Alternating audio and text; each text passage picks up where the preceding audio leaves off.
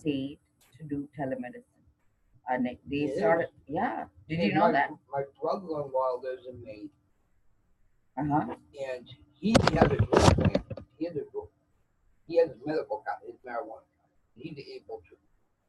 No, the reason is so I wanted to do, I went and met a lab in Maine. They said they want me to certify. They said it's very poor state. I Very, said, very yeah. poor. So I said, I'll join you guys. And then the only thing I needed to do was because telemedicine, where the patient is, where you need to get certified, it seems. I didn't know that. So I applied for state of Maine licensing. I was going through for Rhode Island because my son studies there, so I thought it would be good to have additional license. So I can help my son. That meaning, like I was thinking that way. So almost that was being finished. Then I called state Maine of the state medical board. They told me I just needed to send that application over to them. They said I needed to just do one. Um, Course. it's called jurisdiction exam. But it's like their rules are different. Right. So I called actually immediately. They call it Federal Credential Verification Service (FCVS), and I told them to send all my paperwork to me instead of to Rhode Island. So I diverted, and that went. And then next day morning, 5:30 in the morning, I went. I looked at online. Oh, that night itself, Maine sent me approval to go through the process. They said, "Okay, you've done the step one. Next is you need to do the exam." So early morning, 5:30, I would wake up and I start. It took me like 45 minutes to study. The exam is another 45 minutes, and it's an open book exam. But so I studied. Then I passed the question. It's like 40 question or 41 question. I forgot. I passed. So in 2 hours, I got certified in state of Maine. Okay, I literally I'll show you. So they're so quick. They Oh yeah. immediately sent me a certification. And I already am licensed in Board of Medicine in Maine. Now I can do the counseling part too, LADC. That's another exam I need to do. But so I'm calling my colleague and I told her, hey, in 2 hours I got certified. Do you know she never even says, I'm happy for you? Wow. Because people, Jealous. I don't know whether it's jealousy or they don't understand how to be happy It, for others. it's jealousy, but not jealousy. It's more of What is in it for you're me? achieving more. No, I think it's the attitude of what is in it for me. So if something they cannot gain, they don't want you to go ahead. And interestingly, so that happened. I was like, a little surprised. I mean, I am used to people and their idiosyncrasies anyway. Same thing happened with my husband. He never even said anything. And the only person truly was happy for me was my father. It was very interesting to see how people react. So like I was thinking, oh, they'll be like very happy. Thus, eventually, when I go ahead, I can pull her, but it doesn't matter. It doesn't matter. So that's when I'm like I was a little surprised by all this reaction. This happened last Wednesday. We went Thursday. I already got the main certification. So like by Thursday I was all set. So Friday I'm thinking, let me problem solve for her because I said, "Okay, do you want to apply as a counselor?" I said, "This is a link," and she didn't. So like I was puzzled. How? What is it about the situation that is wrong? And I have not understood it. I have to Right. unravel it more. But anyway, so I decided maybe let me give her one more choice. Maybe she didn't hear me. So again, I told her this is what happened. I did the exam. She never said anything. She just kept quiet. I heard you yesterday. That's what she said. I heard you first time. I said, oh, I was a little um, wondering whether you really heard me. So I called again. And she said, yeah, yeah, of course I heard you. And then she went on to another topic. So this was very funny. But so they take it for granted. Like one of the things my teacher says is when people take you for granted, that space is dead, right? Like when Yep. so like essentially she that relationship is meaningless if you do not have meaningful. life-filled relationship, how can you even grow that sweet? He said it's sweet. So I could see that. But whereas, like, when I tried to invite another person, she was very upset. She said, no, no, no, no, I don't want you to get anybody involved with our business. So it's very interesting. It's like crab mentality. You want to like hold on so nobody gets ahead. So then so that's why it was very meaningful for me to see this movie, Pawn Sacrifice, because one thing I noticed was we were discussing, me and my husband. I said, actually, it's the Russian guy who I thought was a true hero. Even though it's like, working out as American is the true hero, but actually, it's not correct. So my husband was saying the way he saw it is don't go so ahead that nobody can engage with you. That's the way he saw it. He says it's very important to be grounded, to have relationship, to build your family together. And he says that's where he comes along to make sure I am not like so out of it. Right. So he says that's the reason he doesn't like give me encouragement in certain area, because he says then you can digress from family life and stuff. So he said it in another way, which kind of my colleague did it, but I wonder whether that's the same agenda. Like she doesn't want me to be so ahead that she cannot catch up to me. But instead of saying it in a way that made sense, my husband kind of made me understand. He says, we don't want you to be so out of whack that Right. your person. So he says, I'm glad you're like staying back, not pursuing spiritual stuff, not pursuing this, that. He says that's what he got out of the movie he was saying. So I was thinking, oh, that's very interesting. So that kind of made sense. But when I finished the movie, I wept because it looked like the perfection was so pure. Even God stopped to do what they needed to do to watch him. That's the way I got it. So one thing I said to myself is, so this whole life is about me doing my best game, but at the same time being invested in others, because my teacher sent me another like video, like his colleagues, like we all work as a team. He call it sangha. It's his group. Sangha means like a teamwork, like like people like working towards building ourselves and building relationship. So that's where he says the truth can become grounded, and so he gives us like some truth to follow each week. So the thing this week they said is Indian goddesses has like this mother of compassion they released with 18 arms. She has essentially 9 arms on each side. 9 is completion again. And so they were saying why it is that each gods are given so many arms and so many heads is because each piece is a responsibility they take on. So it kind of made sense to me. So like see, Shiva has like 4 hands. Yep. He says the reason is one is like each one has a role.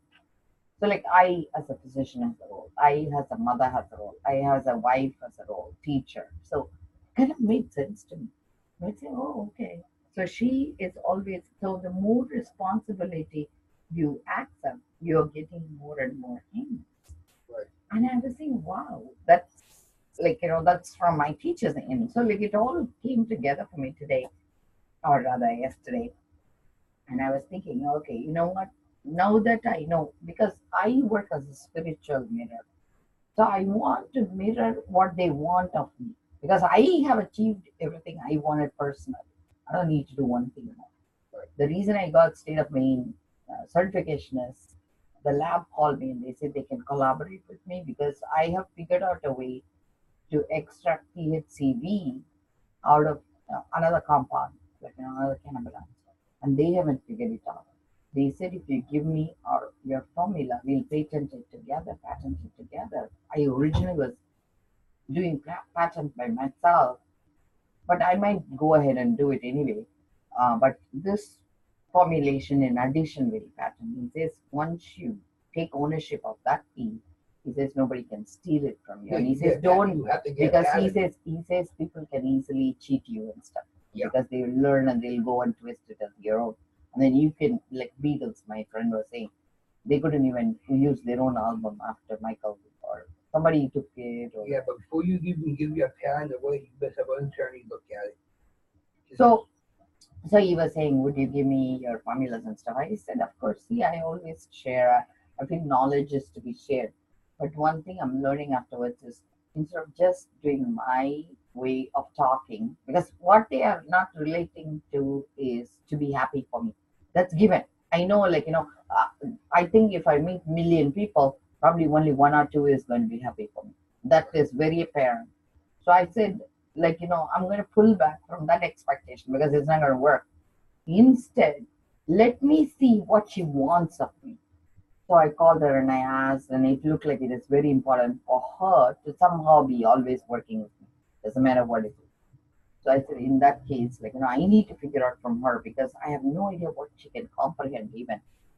But I need to build her. So that space I'm going to build, the space in Maine, that guy who, what he wants of me, I'm going to build.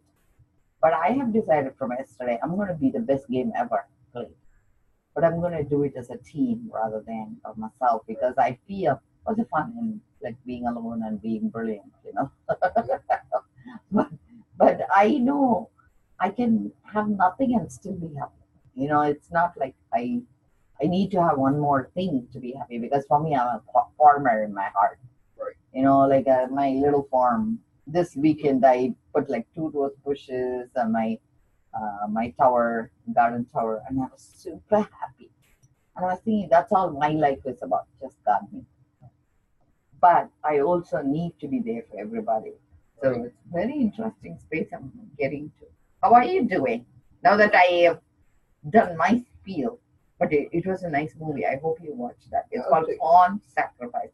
It's not about the game.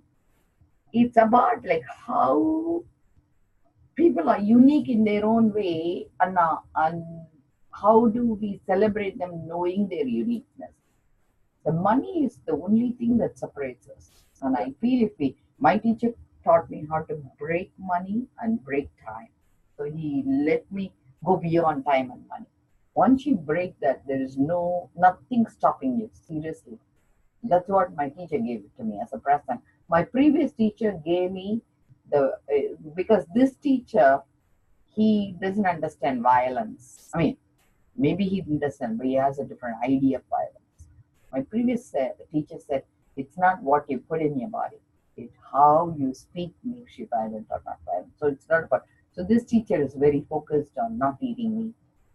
And my previous teacher said, yes, not eating meat is important, but at the same time, supporting your community is equally important.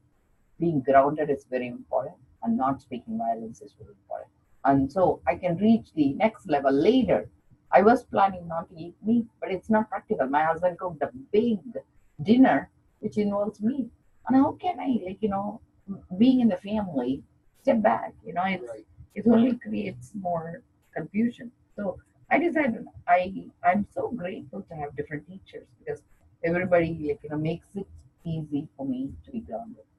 So let me stop here. So you tell me what your life is about. My life. Yeah, Oh, I well, it's do. like how I Oh, said about team. What would you relate to of all these things I said, right? What is it that you're relating to in this topic? that my name too. Like we spoke about, like, how my whole week was Right. and what I got out of it. So, My whole week, I just worked. That's what I did all week, just work. but what was it that gave you joy? Where did you arrive from last week to this week? Every week we grow, whether we know it or not. Right. So there is something that you understood about you. What would that be? Are you happier than last week? So I'm what What is that is aggravating you? that co-worker of mine. And what about the core worker bothers you?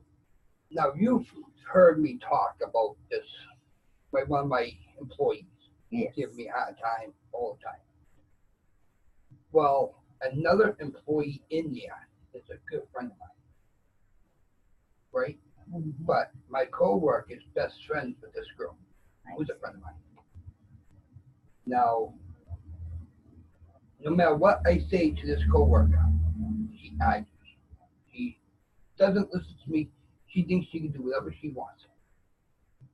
And I complained to my boss about it numerous times. tomorrow I get to fire this girl. Are you going to? Yes.